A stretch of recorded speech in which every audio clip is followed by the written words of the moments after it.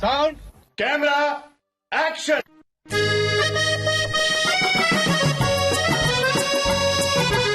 श्रोताओ, Bombay talkies में पिछले हफ्ते हमने आपकी मुलाकात करवाई टीवी, फिल्म्स और ओटीटी की वर्सेटाइल एक्ट्रेस राजश्री देशपांडे से। हमारे सहयोगी यूनुस खान ने उनसे बड़ी ही दिलचस्प बातें की हैं। बातों का सिलसिला जारी रखते हुए आज सुनेंगे उस बातचीत का दूसरा भाग। तो आइए सुनते हैं यूनुस खान की बातचीत राजश्री देशपांडे के साथ।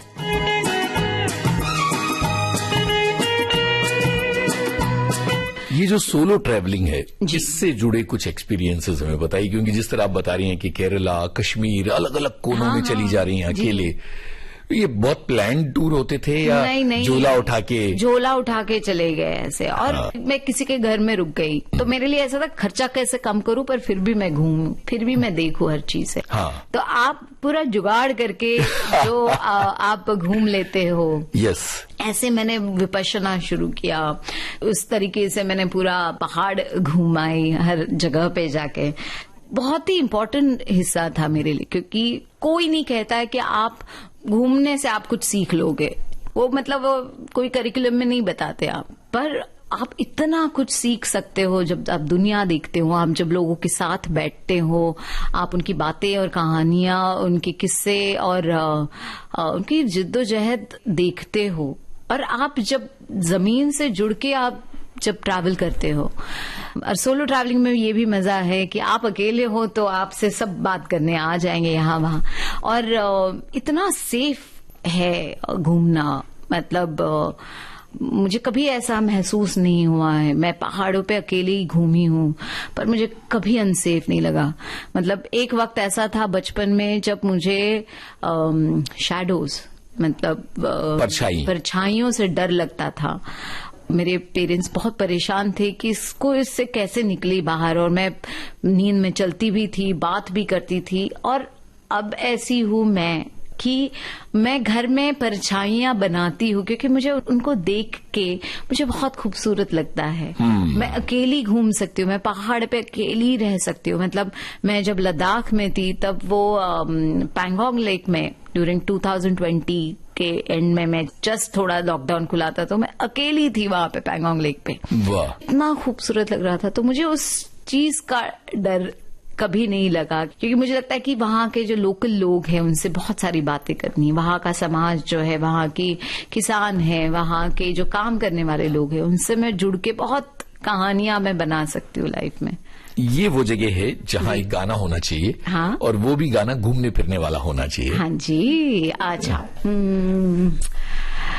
गाइड फिल्म का, हाँ, कांटों से खींच क्या के बात है, वो तो सॉन्ग ऑफ लिबरेशन है। एब्सोल्युटली, क्योंकि वो इतना कमाल का गाना है। और वहीदा रहमान जी जब वो उस ट्रक में बैठी है और अपना पल्लू ऐसे ये करती है और वहां नीचे, मतलब वो जो एक लिबरेशन था, वो एक था कि कांटों से खींच के आंचल, पैर के बंधन बांधे पायल। कितना खूबसूरत वो ये है कि कोई ना रोको दिल की उड़ान को, दिल वो चला। क्या बात है, इतना खूबसूरत। तो मुझे लगता है कि वो गाना सफर के लिए और एक महिला के लिए तो बहुत ज्यादा इम्पोर्टेंट है। बिल्कुल यही गाना सुनते हैं, चलेगा। नसीर साहब के साथ, मानव कौल के साथ, पूर्वा के साथ, या जो भी ग्रुप्स थे, ये जो थिएटर का आनंद था मुंबई में, क्योंकि मुंबई के डेडिकेटेड थिएटर और बड़े बड़े लोग देखने आते हैं, इन दिनों को याद कीजिए। मेरे बचपन के थिएटर को बहुत ज्यादा याद करती हूँ, क्योंकि वो बहुत रॉ था मेरे लिए। हाँ, बिल्कुल।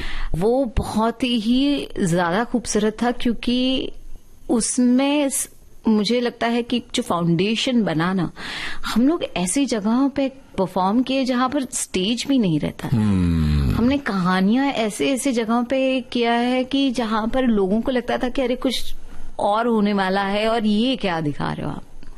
ऐसे लोगों को हमने मनोरंजन किया था, तो वो एक टास्क था। बिल्कुल। तो मेरे लिए वो थिएटर जो था, जो गांव में उन लोगों तक पहुंचाएगा जहां पे किसान मेहनत करके आया है और वो उसको लगता है कि क्या कहानी बता, या कोई जो जिद्दोजहद की जिंदगी से उठ के वहां बैठा है और वो देख रहा है, औरतें जो दिन रात काम कर रही हैं और एक ऐसे सिस्टम से आई हैं जो बहुत सारी चीजें देखी है उन्होंने। तो मेरे लिए ना वो थिएटर और वो जो लोग थे जो देखने वाले थे, वो मेरे लिए बहुत, आज भी मैं उनको याद करती हूँ।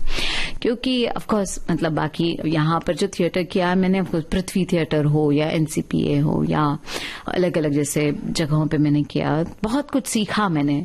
मतलब एक आज रंग है नाम का एक नाटक पूर्वा का जो आमिर खुसरो वाला, तो कितना कुछ मैंने उसमें सीखा।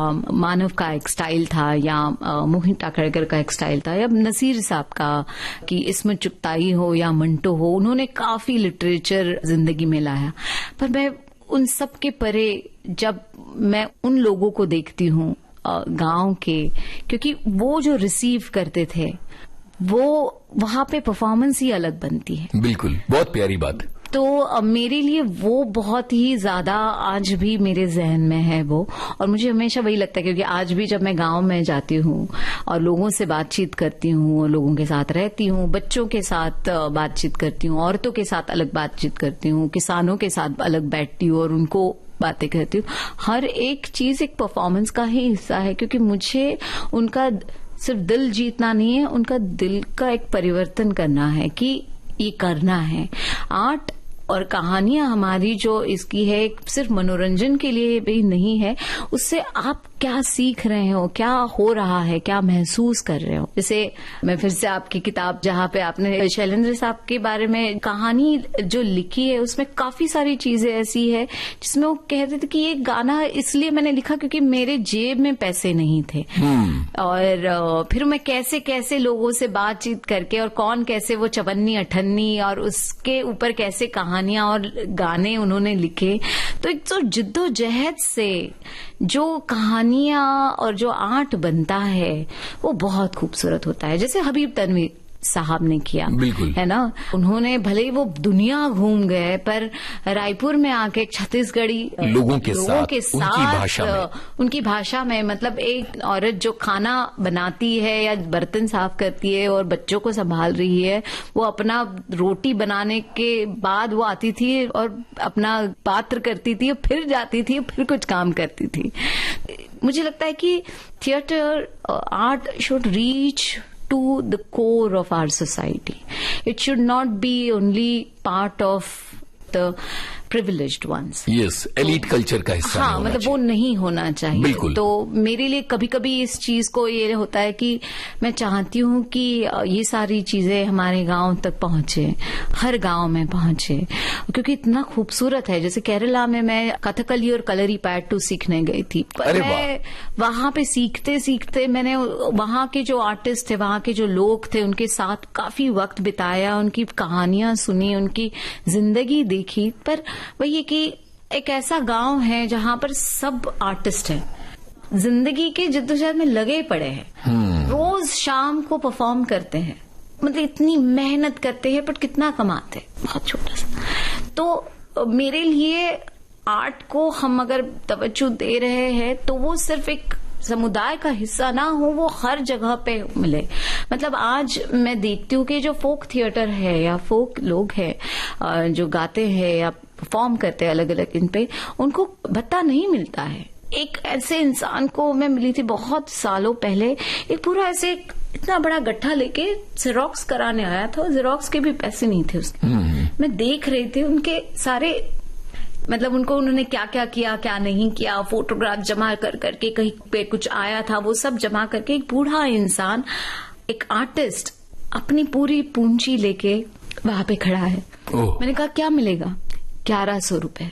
तो ये बहुत साल पुरानी बात है, पर मुझे ऐसे लग रहा था कि पेंशन नहीं होता है जैसे आर्टिस्ट लोगों जब तक काम है तब तक जिंदगी है, तब तक जिंदगी है। ऐसे कितने सारे आर्टिस्ट हैं जो अपनी जिंदगी में चले जा रहे हैं।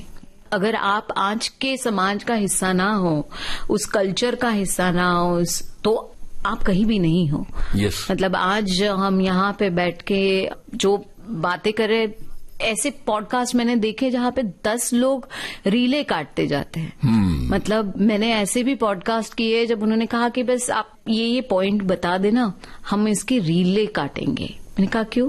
नहीं, क्योंकि वो फिर हम चलाएंगे, उससे जनरेट होगा उनका, ज्यादा लाइक्स मिलेंगे। और कभी कभी ये भी कहते हैं कि आप ये भी बोल सकते हैं, हम आपको कोट्स देते हैं, आप ये मैंने कहा अगर सभी कुछ तय कर रहे हैं तो मेरी क्या जरूरत है, मेरा चेहरा लगा लो कहीं पर भी, वो भी आजकल हो जाता है। तो इन सबके कल्चर में ऐसा बहुत सारा समाज नहीं बैठ पा रहा है और वो स्ट्रगल कर रहे हैं। तो उन सब आर्टिस्ट को जो उन प्रिविलेज स्पेस से नहीं आते हैं और फिर भी वो लगे हैं, उन सबको मेरा सलाम है। वो कहानियां, वो जो है, जो गांव-गांव में जाके लावनी करती है और लोगों को रुझाती है, उनका मनोरंजन करती है अपनी बातों से, अपनी अदाओं से। 10 किलो के घुंघरू होते हैं उनके, बट गांव में जाके करते हैं, उनकी इज्जत भी नहीं बहुत बार उनको मिलती है जी। पर फिर भी मनोरंजन कर, फिर भी लगी पड़ी, क्योंकि शायद कहीं ना कहीं तो ये भी है कि उसे बहुत पसंद है नाचना। तो ये जो कलाकार हैं जो किसी भी चीज का हिस्सा नहीं है पर है, चले जा रहे हैं, वो है मेरे लिए कमाल के लोग। और उनकी कहानियां जो जमीन से जुड़ के आई हैं, वो मेरे लिए बहुत महत्वपूर्ण होता है। क्या बढ़िया बात आपने कही। यहाँ एक गाने की बात और उसके बाद मेरा सवाल आएगा। हाँ जी, इतने सुंदर सुंदर गाने हैं, मतलब पुराने गाने। सिनेमा की ट्रेनिंग वाला मामला कैसे आया था, एक बात, और दूसरी बात सिनेमा के पर्दे पर पहला कदम वो कैसे हुआ था? पूना में थी, मैंने FTI में काफी फिल्में भी की थी। बीच बीच में एक हाथ कुछ थोड़ा सा किसी ने बुला लिया तो मैं अपना चली गई, किसी ने डायलॉग एक्सरसाइज किया मैं चली गई, मेकअप एक्सरसाइज राजश्री बुला लो चली गई, क्योंकि मैं वहीं पे पढ़ती थी। मतलब सिम्बाइसिस पास में ही था, मेरा हॉस्टल भी पास था और उस वक्त एक्टर्स भी नहीं थे, तो मुझे हर चीज के लिए बुलाया जाता था। पर पता नहीं क्यों कुछ एक लगाव सा नहीं हुआ, शायद वही जैसे मैंने कहा कि वो एक शहर मेरे लिए ये हो गया था। तो मैं सोच रही थी कि अगर मुझे इसकी ट्रेनिंग लेनी है तो मैं कहाँ जा सकती हूँ। किसी ने मुझे कहा कि नसीर साहब विस्लिंग वुड्स में पढ़ा रहे हैं और वहां पर काफी ऐसे लोग हैं, जो बेंजामिन गिलानी जी है। मेरे लिए नसीर साहब उस वक्त और आज भी बहुत ही आदरणीय है और उनको मैं बहुत लुक अप टू हिम। तो मेरे लिए वो एक मौका था। तो मैंने अपनी पूरी जमा पूंजी जो मैंने काम करके कमाई थी वो मैंने लगाई और मैं 2 साल के लिए, मतलब जो मैंने कॉलेज कभी अटेंड नहीं किया था लाइफ में, और दोस्त क्या होते हैं और कुछ भी ना करना में भी कितना सुख मिलता है, वो मैंने पूरा 2 साल बहुत ही अच्छी तरह से बिताया वहां पर। और इतने खूबसूरत दोस्त मिले मुझे वहां पर, इतने अच्छे टीचर्स मिले, जैसे बेंजी सर हो, नसीर सर हो, जमील खान हो, ये सारे टीचर्स थे मेरे। और उसके साथ साथ राजन कोठारी हो, कृष्णमूर्ति सर हो, सोमनाथ सर हो, ये सारे जो लोग मुझे वहां पे डायरेक्शन के, सिनेमेटोग्राफी के, एडिटिंग के, ये सारे लोग मिले और उन्होंने मुझे बहुत कुछ सिखाया। मतलब राजन कोठारी साहब तो हमेशा पूछते तू कैसी है, तो ठीक है, सब मिल रहा है, खाना मिल रहा है, तो ठीक है, सब हो रहा है। जिन्होंने श्याम बेनेगल जी के साथ काफी फिल्में की है एज अ DOP, और गोविंद नहलानी साहब के साथ भी काम किया है उन्होंने, तो वो मेरे मतलब फादर फिगर थे उस वक्त के। मैंने बहुत कुछ सीखा, पर जिया बहुत। मेरे लिए वो वक्त दोस्तों के साथ हुल्लड़बाजी करने में गया और मुझे कोई नहीं है इस बात का कि मेरे क्लास में बहुत सारे ऐसे भी थे जो 18 साल के थे, सब लोग मुझे छोटा मानते थे क्योंकि मैं मैं लेट 20s में थी, ऑलमोस्ट 30 थी। 20 साल की उम्र में मैंने जो चीजें नहीं की वो सब 30 साल में की। बट मुझे बहुत मजा आया, बहुत सीखने को मिला उस पूरा वक्त। 2 साल मैंने बहुत पढ़ा, मैंने बहुत सारा, मतलब सिनेमा मेरे सामने आया। और आपको जब वर्ल्ड सिनेमा आता है तो बहुत सारी ऐसी चीजें हैं जिनके बारे में आप अलग तरीके से देखने शुरू करते हो। तो यही है कि आपको अगर आपके कोर तक जाना है तो आपको अपनी आंखों के थ्रू आपको पूरी दुनिया भी देखना है, तो ही आपके दिमाग में हर चीज का असर पड़ेगा। तो वैसी कहानी चलती गई और फिर जैसे ही खत्म हुआ मेरा ये, उसके बाद एक अलग सा स्ट्रगल शुरू हुआ। फिर छोटे मोटे रोल जहां जहां मिलने लगे वो करने लगी, जिससे थोड़ा बहुत खर्चा मिल जाए। एक सीरियल भी किया मैंने, सोनी पे था, मोनिश बहल के साथ मैंने एक सीरियल भी किया। वो पाकिस्तानी शो था तो मुझे बहुत पसंद था, तो मुझे लगा कि हाँ कुछ तो इंटरेस्टिंग करने मिलेगा। पर फिर बाद में वो थोड़ा फैल गया मतलब, पर कुछ पैसे मिले उससे। पर फिर उसके बाद घूमना शुरू किया, वॉलंटियरिंग की काफी जगह पे। जैसे मैं ट्रैफिक शेल्टर होम में बच्चों के साथ काफी वक्त बिताती थी, बीच क्लीन करती थी, या कश्मीर चली गई, फिर मैं नेपाल चली गई अर्थक्वेक के वक्त। तो ये सारी चीजें एक साथ चल रही थी मेरी। और उसके साथ साथ क्योंकि मैं उस जगह से आती हूँ औरंगाबाद, वो पूरा वक्त ऐसा था ना कि मैं ज्यादा घर जाने लगी। अदरवाइज ऐसा होता था मैं जब पूना थी तो मेरे ख्याल से महीने हो जाते थे मैं बात नहीं करती थी घर पे। अच्छा। हाँ, मतलब एक लव हेट रिलेशनशिप था मेरी फैमिली के साथ। एक ऐसा वक्त था जब मैं बहुत हेट करती थी। क्यों? बहुत कारण है उसके, पर एक ऐसा वक्त आया जब मैं बहुत ही प्यार करती।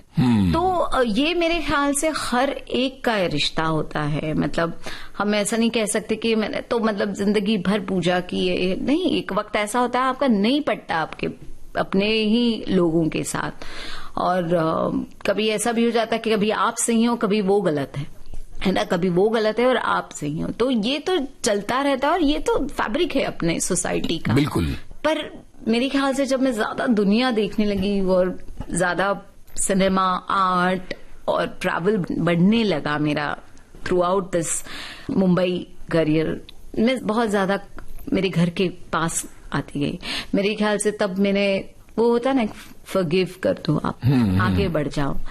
क्योंकि वो वक्त ही ऐसा था, शायद उनको उस तरीके से बिहेव करना उनके लिए जरूरी था या नहीं जरूरी था। क्योंकि आज हम मेंटल हेल्थ इलनेस के बारे में बात करते हैं, पर एक वक्त था तब कैसे हम कहे कि आपके पिता क्यों ऐसे कर रहे हो, और आपकी माँ ऐसा क्यों कर रही है, आपकी बहन ऐसा क्यों कर रहे हो, आप क्यों कर रहे हो, इसके बारे में कोई बात ही नहीं। हमारा मेंटल हेल्थ इलनेस मतलब कि खाना साथ में खाओ, इतनी बात ऐसा होता था कि पापा को गले भी नहीं लगाया था मैंने बचपन में। मतलब बचपन में लगाया था, पर जैसे थोड़े बड़े होने लगे तो पापा भी दूर हो गए, मैं भी उनके पास नहीं जाती थी, तो वो था ही नहीं। और उनको भी ऐसा लगता था कि अरे मैं तो आदमी हूं घर का, मुझे ये सब संभालना है। तो वो जो एक फैब्रिक है हमारे सोसाइटी का, वो कहीं से आपको नीचे भी खींचता है कि जरूरी नहीं कि आप आदमी हो तो आपको ही सब कुछ करना है। वो जो एक प्रेशर डाला गया है सोसाइटी पे,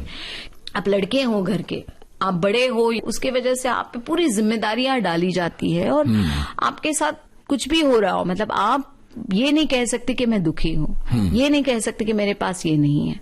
आपको सदैव रहना पड़ेगा अपने फैमिली के साथ, अपने समाज के साथ, क्योंकि आप लड़का हो। तो ये थोड़ा सा मुश्किल था और शायद कुछ ऐसी चीजें हो जाती है जिसकी वजह से वो ट्रॉमा आपके साथ रह जाता है। अगर हम उसे अच्छी तरह से सोचे और समझे तो बहुत सारी ऐसी चीजें थी, क्योंकि उनके साथ भी काफी सारी चीजें हुई है जिनसे वो गुजरे हैं। वो तब नहीं समझ में आती, तब लगता है कि अरे यार ऐसे क्यों बिहेव कर रहे हैं, है ना। तो आप वो हेट पालते जाते हो, वो एक बड़ा सा राक्षस बन जाता है और आप भूल जाते कि वो भी इंसान है, वो भी कहीं से आए हैं, उन्होंने एक ऐसी जिंदगी जी है जिसमें बहुत ज्यादा कष्ट देखे थे। आज उन्होंने वो सब किया क्योंकि मैं कम कष्ट में रहूं। तो मुझे लगता है कि कहीं ना कहीं तो हमें समझना चाहिए, कहीं ना कहीं तो वो कॉन्वर्सेशन चाहिए था। तो मुझे लगता है कि आर्ट मुझे उन लोगों के करीब ज्यादा लाया जी, क्योंकि मैं थ्रू आउट एडवर्टाइजिंग के करियर में मुझे लगता था कि पैसे दे दिए हो गया, मैंने खरीद के दिया, तुम्हें जो चीज चाहिए थी मैं सब कुछ दे रही हूँ। तो वो जो था वो बहुत गलत था। इसी वजह से मुझे लगता है कि हर इंसान के पास आर्ट आना चाहिए, भले ही आप कुछ भी बनो, कुछ भी हो, आप पढ़ो, आप कहानियां पढ़ो, आप गाने गाओ, आप फील करोगे।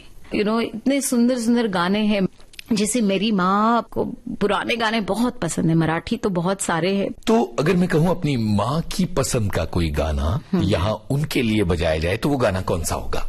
उनको बहुत सारे गाने पसंद है, पर जैसे वो हमेशा गाती है जो फुटपाथ का गाना है, शामे गम की कसम आज गम ही है गम। वाह वाह वाह, तलत महमूद। तलत महमूद सुनते ही गाना, सुनते ही मैं अच्छा गा नहीं पाती हूँ, मेरी माँ अच्छा गाती है। वाह, सुनते हैं। गानिंग भी हो गई और तलाश फिल्म की तरफ आते हैं। हाँ, वो तो वैसा था, तलाश और किक एक दिन का काम था जिसमें बहुत अच्छे पैसे मिल रहे थे। हाँ हाँ हाँ। तो मुझे तो ये था कि चलो एक दिन के इतने ज्यादा पैसे, तो उस तरीके से हुआ। आप तब ऐसे वो वही हो जाता ना कि आप ऐसे चूज नहीं कर सकते, आपको मिल रहा है कर लो। उस वक्त ऐसा नहीं था कि अरे मैं एक छोटा रोल कर लूंगी तो क्या होगा। मेरा वैसे देखा जाए तो अगर डेब्यू मेरी पहली फिल्म कहा जाए तो वो एंग्री इंडियन गॉडेसेस थी। बिल्कुल। और सीरीज के नाम पर फिर सेक्रेट गेम्स आना चाहिए। सीरीज के नाम पे सीक्रेट गेम्स था। तो वो दोनों चीजें कैसे हुई हैं ये बताइएगा। मैंने कहा कि मैं सोनी का शो कर रही थी, कुछ तो लोग कहेंगे, जो मोहनीश बहल के साथ, मतलब मुझे ऐसा ना, वो रोज उठ के मेकअप करके बैठ के, उसके बाद भी एक शो कर रही थी मैं, मुझे तो ये हो रहा था कि मैं किरदार को बना नहीं पा रही हूँ, मैं कुछ आगे नहीं बढ़ा पा रही हूँ, कुछ तो कर रहा था मुझे। और इसमें मुझे एक ऑडिशन का कॉल आ गया, ये एंग्री इंडियन गॉडेसेस का, दिलीप शंकर नाम के कास्टिंग डायरेक्टर है उनसे, और उन्होंने कहा कि ऑडिशन आप, तो उनके यहाँ पर ऐसा था, एक पेपर था जिसपे आप लिखो कि आपने क्या क्या किया ये। और मेरे पास तो ऐसा कोई ये नहीं था, अच्छा कोई ऐसा नहीं कह सकती थी कि मैंने ये किया वो किया टाइप्स ऐसे। पर मैंने कहा मैं यहाँ घूमी, मैंने वहां घूमी, तो मेरा लिखने का तरीका बहुत ही अलग था। और लगभग कुछ 500-600 लड़कियों ने उस वक्त, क्योंकि पैन नलिन ने काफी चर्चित नाम था उस वक्त ही, तो इतने सारे में से उन्होंने मुझे बुलाया। ऑडिशन थी नहीं, वो सिर्फ बातें थी, और बातें करते वक्त उन्होंने कहा कि तुमने कहा कि तुम ये सीखने चली गई, क्यों गई? मैंने कहा मुझे अच्छा लग रहा था और मैं वहां पे मैंने ये किया, मैंने वहां वो किया। उस वक्त मैं वॉलंटियर भी करती थी, तो मैं वो कहानियां बताने लगी। तो वैसी मेरी उन्होंने सिलेक्शन किया कि आप एंग्री इंडियन गॉडेसेस का हिस्सा बनो। फिर मुझे वो जो पूरा प्रोसेस था 2 महीने का, जहां पे हम साथ में मिलके, 7 लड़कियां एक साथ है, बातें कर रहे हैं, सीन्स बना रहे हैं, कहानियां लिख रहे, लेटर्स लिख रहे हैं। तो हमें दिलीप सर हमें रोज सुबह उठ के बोलते थे कि एक लेटर लिखो किसी के लिए। तो मैंने उस वक्त काफी लेटर्स लिखना सीखे। तो मैं मेरे पापा को लेटर लिखा, मैंने मेरी माँ को लिखा, मेरे बहनों को लिखा, मेरी दोस्तों को लिखा, खुद को लिखा।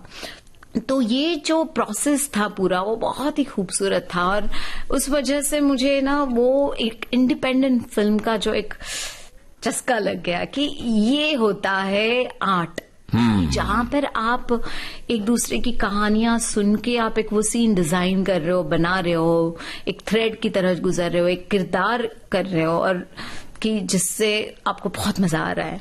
और फिर वहां से मेरी इंडिपेंडेंट फिल्मों की जर्नी शुरू हुई। फिर उसके बाद एस दुर्गा हुआ या मिंटो हुआ। ये वो जगह है जहां एक गाना होना चाहिए जी, तो उससे जुड़ी कुछ याद बांटिए। क्योंकि मैं नसीर साहब के साथ उनके ऑलरेडी वो कर रही थी, इस्मत आपा के नाम के इसके लिए काम कर रही थी, तो मेरे लिए इस्मत चुगताई। और ऐसा हुआ कि तब हनीत रेहान नाम के जो अभी डायरेक्शन भी करते हैं रात के लिए, और तो वो कास्टिंग डायरेक्टर भी थे। तो उन्होंने मुझे कहा कि बस चश्मा लगा लो, मिल लो मुझसे। और उन्होंने कहा मैं चाहता हूँ नंदिता से मिलो तुम। मैं नंदिता से मिलने गई, हनी भी थे, चश्मा लगाया उन्होंने, और उन्होंने मुझे वो पुराना एक फोटो निकाला इस्मत आपा का, जो एकदम मैचिंग था। और मैंने कहा, और उस वक्त ऐसा हुआ कि उसी वक्त मुझे सावित्रीबाई फुले भी मिला था। 2017 में मुझे सावित्रीबाई मिला था। और उस वक्त ऐसा था कि मैं बहुत ज्यादा, क्योंकि मैंने 2015 में मैंने पानी का पहला काम किया था पांडरी नाम के गांव के। मैं ज्यादा वक्त मेरे गांव में उस वक्त भी बिताती थी। तो ऐसा हुआ कि आईब्रोज काफी बड़े हुए थे और मेरे काम के बारे में वैसे ही थोड़ी बहुत चर्चा शुरू हो गई थी। तो सावित्रीबाई मिला मुझे, और फिर थोड़ा सा मैंने वेट भी अच्छा पुट ऑन किया था उस किरदार के लिए। तो वो इस्मत आपा के लिए भी मैच हो गया। ऑफ कोर्स इसके साथ साथ मैं मतलब पूरे मेकअप, हेयर, कॉस्ट्यूम टीम हमारी जो थी वो बहुत ही अमेजिंग थी। तो उन्होंने मुझे बनाया कितना सेंसेशनल था इस्मत आपा का किरदार निभाना, क्योंकि कहीं ना कहीं नाटक में भी आप उस अनुभूति से तो गुजर चुकी थी। नहीं, पर उनको एक अलग तरीके से जानना मेरे लिए बहुत मजेदार था। पर मेरे लिए ये होता है कि किरदार उसके बीच में क्या करता होगा, हाँ, वो मेरे लिए, क्योंकि कहानी तो लिख दिया है, पर उस कहानी के पहले क्या हुआ होगा और वो कहानी के बाद में क्या हुआ, मेरे लिए बहुत मजेदार बात होती है। जैसे मैं नीलम कृष्णमूर्ति भी, वो तो है यहाँ पर मतलब अभी, पर मैं हमेशा सोचती थी कि मैंने उनको जितना देखा वो सिर्फ टीवी में उनके जो मीडिया के साथ बातचीत हुई उतना ही मैंने उनको देखा था। पर मैं सोचती थी कि ये जब घर जाती होगी या उठती होगी जस्ट नींद से, उस वक्त उन्होंने क्या सोचा होगा, आज उन्होंने खाना क्या खाया होगा। तो मेरे लिए ना, मैं किरदार को, उनकी जो जिंदगी चल रही है, तो मैं वही सोचती हूँ कि जैसे इस्मत आपा किन किन से मिली होगी, कौन कौन है उनके आसपास, घर में क्या बातचीत होती होगी, और मंटो के साथ क्या बातचीत होती होगी, किशन चंद्र के साथ क्या बातचीत होती होगी। मतलब मेरे लिए ये बहुत मजेदार की बात है कि किसी ने मुझे किस्सा सुनाया कि वो मरीन ड्राइव पे जब चल रही थी, कोई एक इंसान मिले और उनको ऐसे लगा कि क्या आप मेरे साथ चलोगे, like as a this thing, और उन्होंने कहा कि हाँ हाँ चलते हैं, और उनको घर लेके गई और बातचीत हो रही है, और वो सोच रहा है आदमी कि ये है कौन महिला है, और उसने मुझे घर तक लेके गई और अपनी बेटी तक को मिला रही है, अपने घर वालों को मिला रही है। तो मेरे लिए एक इंसान को एक अलग तरीके से देखना और लेयर्स को जानना, वैसे आपको पॉजेज में आप किरदार को मिलते, आप स्क्रिप्ट में तो है, पर स्क्रिप्ट के साथ साथ जो सबटेक्स्ट होता है, करेक्ट, वो क्या करता है वहां से, क्योंकि सीन जब शुरू होता है ना, जब साइलेंस होता है, लाइट होता है, कैमरा होता है, एक्शन होता है, उसके बाद में जो पॉज होता है वो डिसाइड करता है कि अभी क्या करने वाले हैं। क्या प्यारी बात। मेरे लिए वो डिसाइड करना कि मैं अगर उठ रही हूं या मैं किसी के साथ बात कर रही हूं, उसके पहले जो पॉज था, उस वक्त मैंने किस तरह से सांस ली, उस पे मेरा पूरा सीन और मेरा किरदार और उसकी पूरी कहानी निर्भर होती है। तो वैसे ही मैंने इस्मत चुगताई भी किया, वैसे ही मैंने सावित्री बाई भी। दो अलग अलग किरदार हैं, बिल्कुल अलग अलग धारा के, तो डिफिकल्ट था, ये दो अलग अलग नावें हैं। डिफिकल्ट मतलब मुझे बहुत मजा आता है एक्चुअली किरदारों को जीना और उसके बारे में सोचना कि वही क्या कर रहे होगे। ये मेरे लिए डिफिकल्टी का भाग नहीं है, ये मेरे लिए चैलेंजिंग का एक हिस्सा है। मुझे बहुत मजा आता है, तो मेरे लिए वो डिफिकल्ट नहीं था, एक ऐसा चैलेंज था जिससे मुझे लगता है कि मैं और कितना पढूं, मैं क्या जान सकती हूँ, मैं कौन हूँ और मुझ में क्या है, और मुझ में ऐसी कौन सी चीज है जो उसके पास है और जो नहीं है, क्या है जिससे मैं सहमत हूँ और जिससे मैं नहीं सहमत हूँ। क्योंकि ऐसे जरूरी नहीं है कि हर बात पे आप सहमत हो सकते हो किसी के, ऐसे भी किरदार ग्रे शेड्स होते हैं जिनमें आप अपने किरदार को के साथ में सहमत नहीं हो, पर वो किरदार सहमत है। तो मेरे लिए अगर इसमें चुगताई ऐसी है तो वो ऐसी ही है, वो मैं हूँ। अगर सावित्री बाई की ये जर्नी है या सुभद्रा की ये जर्नी है सीक्रेट गेम्स की, या नीलम कृष्णमूर्ति ट्रायल बाय फायर की जर्नी है, तो वो जर्नी है। लेकिन एक बड़ी दिलचस्प बात मैंने आपकी पूरी यात्रा में देखी कि ये जो फीमेल किरदार हैं, ये बड़े मजबूत किरदार हैं आमतौर पर, चाहे वो सीक्रेट गेम्स हो, चाहे वो ट्रायल बाय फायर हो, चाहे वो ब्लैक वारंट हो जी, या मैं क्या कहूं, इसमें रंगीन को भी गिन लेते हैं। हाँ जी, तो ये सुभद्रा को भी गिन लेते हैं, सावित्री को भी गिन लेते हैं मंटो वाले फिल्म में। तो ये एक पूरा स्केल बन रहा है, एक पूरा ग्राफ बन रहा है जहां आपको बड़ी सशक्त महिला भूमिकाएं मिल रही हैं। तो ये खुशकिस्मत हैं आप या ये कुछ जादू चल रहा है, क्या हो रहा है ये? देखो, एक तो ना ये कि मैं इस समाज का हिस्सा हूँ, तो और मैं किसी भी फॉर्मूला को नहीं सोचती हूँ। मुझे लगता है कि मुझे जो किरदार मिलते हैं वो समाज के हिस्से से मिलता है। जैसे मंटो साहब ने कहा था कि मुझे उस औरत में दिलचस्पी है जो चकले पे बैठी है, मुझे उस औरत में दिलचस्पी है जो दिन भर काम करके उस बस की भीड़ में दौड़ रही है और अपना टिफिन खोल रही है और खा रही है। मुझे उस औरत में दिलचस्पी है जो इस भरी दुनिया में उस मतलब मुझे उन औरतों में बहुत दिलचस्पी है। ऑफकोर्स ऐसा नहीं है कि मुझे बाकी किरदार नहीं करने, पर मुझे ना वो एक साइकी जानना कि कोई इंसान ऐसा क्यों है, क्यों करना चाहता है, क्यों बनना चाहता है, क्यों ऐसा कह रहा है। और जैसे अभी रंगीन की कहानी हो, है ना, तो ऐसी औरतें हैं, ये हमारे ही समाज का हिस्सा है। जैसे सुभद्रा भी है, जैसी इस्मत है, नीलम है, सावित्री है, लक्ष्मी है जो एंग्री इंडियन गॉडेस में, ये सारे ये लोग हैं, हम मेरे आसपास वाले हैं, तो मैं उन्हीं को दर्शाती हूँ। पर ऐसा नहीं कल अगर मुझे ऐसा कुछ मिला जिसमें मैं एक काल्पनिक हूँ, उसमें भी मैं एक कहानी जान डाल दूंगी कहीं ना कहीं से। क्या प्यारी बात है। यहाँ पर एक गाना सुनते हैं, फिर आपकी OTT सीरीज की अलग अलग बातें करेंगे। तो कौन सा गाना होना चाहिए? जैसे मुझे ये गाना बहुत पसंद है, लता मंगेशकर जी का, रहे न रहे हम। वाह।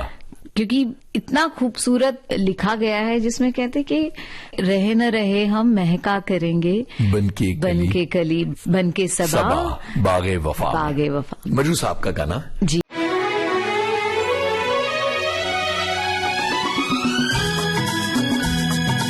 श्रोताओं, बॉम्बे टॉकीज में आज आपने सुनी टीवी, फिल्म्स और OTT की वर्सेटाइल एक्ट्रेस राजश्री देशपांडे से यूनुस खान की दिलचस्प बातचीत का दूसरा भाग। इस दिलचस्प बातचीत का तीसरा और अंतिम भाग आप सुनेंगे अगले सप्ताह आज ही के दिन।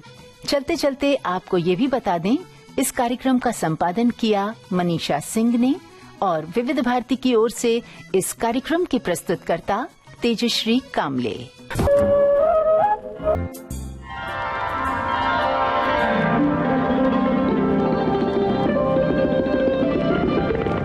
एक सुरीली यात्रा है यह जीवन, संग जो है विविध भारती मन भावन।